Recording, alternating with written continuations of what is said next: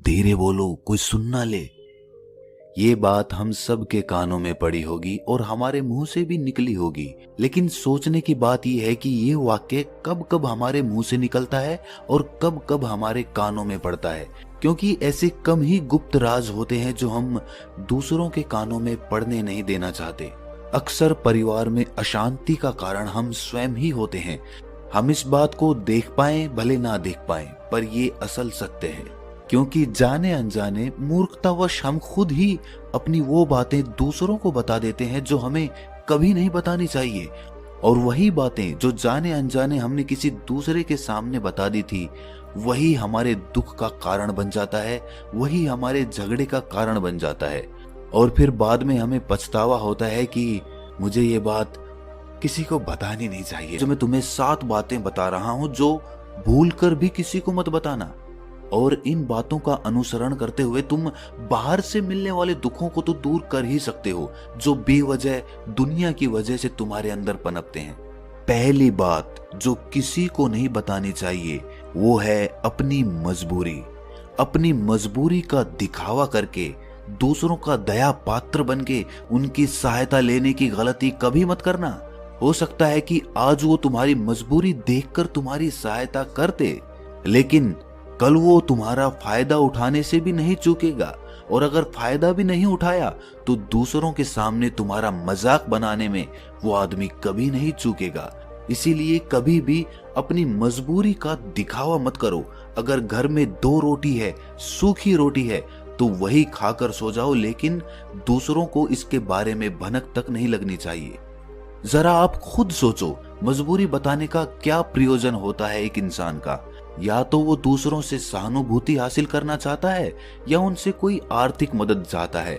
लेकिन अगर दोनों ही परिस्थितियां आप देखें तो दूसरा आदमी आपका फायदा उठाने से नहीं चूकेगा, और अगर वो फायदा नहीं भी उठाएगा तो अपनी नजर में तो वो आपको मूर्ख ही समझेगा, बेवकूफ समझेगा, और दूसरों के सामने आपका मजाक तो जरूर बनाएगा। इसीलिए अपनी मजबूरी के बारे में कभी किसी को मत बताना। दूसरी बात जो किसी को भी नहीं बतानी चाहिए वो है अपनी अतीत की गलतियां और भविष्य की रणनीतियां। जरा सोचो कि अगर हम अपने अतीत की गलतियां किसी दूसरे को बताते हैं तो उसका क्या प्रभाव होगा। वो गलतियां ठीक तो नहीं की जा सकती, जाहिर है, तो उन्हें बताने का क्या प्रयोजन रह जाता है। आप अपने अंधेरे पक्ष को खुद दुनिया के सामने बता रहे हो, खुद अपनी गलतियां दूसरों के सामने बता रहे हो। इससे उस आदमी की नजर में आपका एक चरित्र गठित हो जाएगा और वो भविष्य में हमेशा आपको उसी नजरिए से देखेगा। इसीलिए किसी भी आदमी की नजर में अपना चरित्र गठित मत होने दो। और जरा सोचो कि आप व्यर्थ में ही अपने भविष्य की रणनीतियां दूसरों के सामने बता रहे हो। जो लोग आपके काम का हिस्सा ही नहीं हैं, उनके सामने अपनी भविष्य की रणनीतियां, अपनी डींगे हाँकने का क्या फायदा? वो लोग आपकी सहायता तो नहीं करेंगे, लेकिन आपकी भविष्य की रणनीतियों में बाधा जरूर बन सकते हैं। आप खुद अपने विवेक का इस्तेमाल करिए और सोचिए कि आपके साथ भी ऐसा हुआ है कि आपने अपनी भविष्य की रणनीति किसी को बताई हो और वो कामयाब ही ना हुई हो। जरूर हुआ होगा, जरा गौर से सोचिए। तीसरी बात जो किसी को नहीं बतानी चाहिए वो है अपने घर की बातें। जो भी हमारे घर के अंदर आपस में बातचीत होती है, हमारे माँ बाप के साथ, हमारी पत्नी के साथ, हमारे बच्चों के साथ, वो बातें परिवार तक ही सीमित रहनी चाहिए। अगर आप इन बातों का दूसरों के सामने ढिंढोरा पीटते हो तो दूसरों को आपके घर में घुसने का एक मौका मिल जाता है और वो इसका फायदा उठाने से कभी नहीं चूकेंगे। वो आपके परिवार के सदस्यों को आपसे दूर लेकर जाने की कोशिश करेंगे। अक्सर ऐसा होता है, हम समाज में देखते हैं कि हम अपने घर के झगड़ों को कम करने के लिए उन झगड़ों को अपने पड़ोसियों और दूसरे सगे संबंधियों को बता देते हैं, लेकिन इससे आपको सहायता कभी नहीं मिली होगी, बल्कि आपके घर के लड़ाई झगड़े और ज्यादा बढ़ गए होंगे, और वो जाहिर है वो बढ़ेंगे। अगर आप अपने माँ बाप की बात दूसरों को बताएंगे तो आपके माँ बाप को बुरा लगेगा ही कि हमारा बेटा हमसे बताए बगैर दूसरों को ये बातें बता रहा है। इसीलिए अपने घर की बातें और अपने घर के लड़ाई झगड़े किसी के सामने मत बताना। अगली बात जो मैं आपको बताने जा रहा हूं, जो किसी को नहीं बतानी चाहिए, वो सुनने पर बहुत अजीब लग सकती है, लेकिन उसका सत्य भी मैं आपको एक तर्क के माध्यम से दूंगा।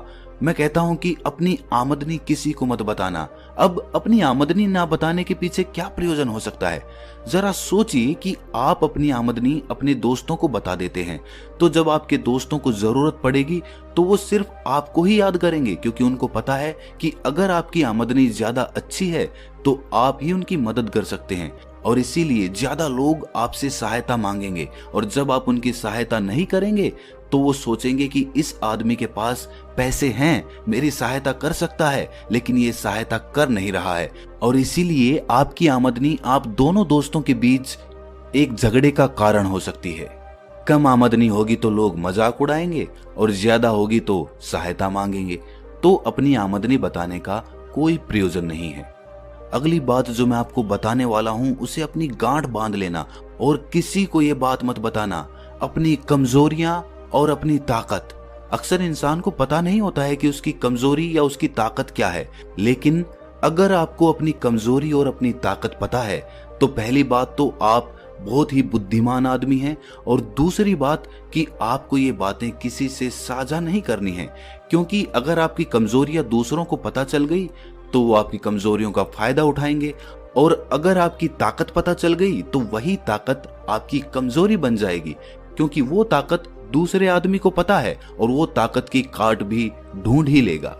अपनी कमजोरी और अपनी ताकत अपनी पत्नी या अपने पति को भी नहीं बतानी चाहिए, क्योंकि इसके बाद आपको घर में उनसे हमेशा दब के रहना पड़ेगा। अगली बात जो किसी को नहीं बतानी चाहिए वो है अपने मित्र और अपने शत्रु। आप अपने मित्रों के बारे में अगर दूसरे लोगों को बताएंगे तो वो आपके मित्रों के साथ अपनी घनिष्ठता बनाकर आपको धोखा दिलवा सकते हैं। आपके गहरे मित्रों को आपसे दूर करने का प्रयास कर सकते हैं। अक्सर आम आदमी ऐसा नहीं करता, लेकिन आपके दुश्मन ऐसा करने की कोशिश कर सकते हैं। और दूसरी तरफ आपके शत्रु का भी किसी को नहीं पता लगना चाहिए, क्योंकि आज जो आपका मित्र है अगर कल वो आपका दुश्मन हो गया तो वो आपके दुश्मन के साथ ही मिलकर आपको परास्त कर सकता है, आपको धोखा दे सकता है। इसीलिए अपने सबसे अच्छे दोस्तों को भी अपने दुश्मन के बारे में कभी मत बताना। अगली और आखिरी बात कहना चाहता हूं कि जब तुम दान करते हो तो दान के बारे में भी किसी को मत बताना, नहीं तो दान करना व्यर्थ हो जाता है, बेकार हो जाता है। जब आप अपने दान का ढिंढोरा पीटते हो तो आप ये बता रहे हो कि मैं कितना बड़ा दानी पुरुष हूं, और ये आपके अंदर एक अहंकार निर्मित करेगा। इसीलिए दान गुप्त रूप से किया जाए उतना ही अच्छा होता है, उतना ही फलदायी होता है। जब आपका बायां हाथ दान कर रहा हो तो दाएं हाथ को भी ना पता चले कि बायां हाथ दान कर रहा है। ये 7 बातें जो बौद्ध भिक्षु ने रिंकू को बताई, इनमें संसार के सभी सिद्धांत छिपे हुए हैं। इन बातों का अनुसरण करते हुए आप अपने घर में सुख शांति बना सकते हैं और घर के झगड़े हमेशा के लिए दूर कर सकते हैं। आप इन बातों के बारे में अपने विवेक से भी सोचेंगे तो आपको ये बातें सच मालूम पड़ेंगी। और हमारा कहानी सुनाने का मकसद यही है कि आपका विवेक जागृत हो, आप खुद उन बातों के बारे में सोचें जो हम आपको बता रहे हैं। और अगर हम गलत हैं तो आप कमेंट सेक्शन में